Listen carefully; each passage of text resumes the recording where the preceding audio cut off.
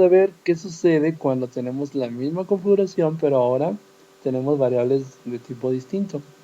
Vamos pensando en el voltaje de salida y corriente a la entrada. Ok, mente abierta. Tengo un voltaje a la salida y necesito que ese voltaje sea proporcional, pero a la hora que lo inyecte a la entrada sea corriente. Entonces, atención, esta A debe ser capaz de convertir de corriente a voltaje, pero mi factor de retro debe tener la capacidad de convertir de voltaje a corriente. ¿Por qué? Porque voy a tomar una proporción de voltaje, pero lo tengo que inyectar a la entrada como corriente. Entonces, hay que recordar teoría de circuitos. El elemento que me sirve para hacer un convertidor de corriente a voltaje, ¿sí? El más simple que conocemos es una resistencia. Entonces recordarán que la resistencia tiene, de acuerdo a nuestro famosísimo ley de Ohm, tenemos que el valor resistivo está proporcionalmente relacionado entre la intensidad que circula a través del resistor y la caída de tensión que va a haber entre sus terminales. Hay una proporción, ¿verdad? Entonces fíjense muy bien, si se acuerdan de este elemento, sabemos que si la resistencia, sin importar si es fija o variable, pero la resistencia, el valor resistivo, se opone se opone a circulación de corriente, entonces genera una tensión.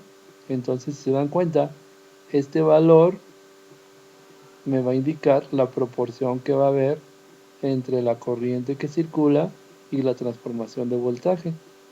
Entonces, si este valor dejo una corriente fija, entonces si yo muevo la resistencia, ya sé que el incremento o la decremente proporcionalmente se va a incrementar o decrementar VR, ¿sale? O si la dejo fija, si yo incremento R, incrementa VR. Si decremento IR, decrementa VR en proporción a quién?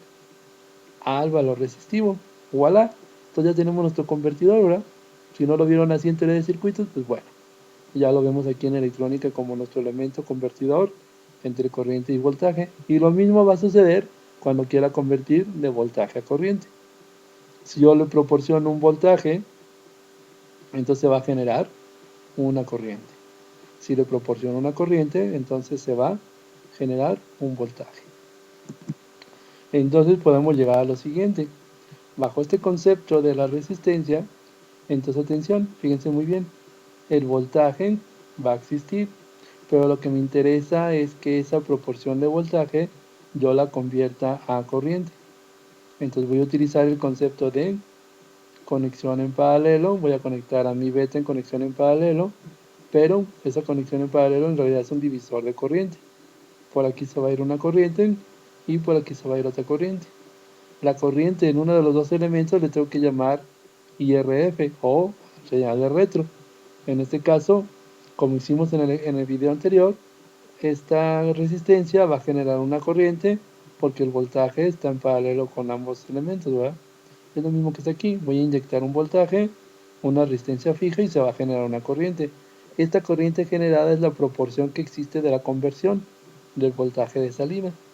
Entonces, el voltaje de salida va a generar a través de esta RF una corriente de retro y esta corriente de retro la voy a conectar a la entrada y nuevamente la otra entrada diferencial la voy a conectar a tierra. Y con esto estoy haciendo una suma de corrientes y estoy tomando una porción de corriente, ¿sale? Pero esa porción está en relación con el voltaje de salida.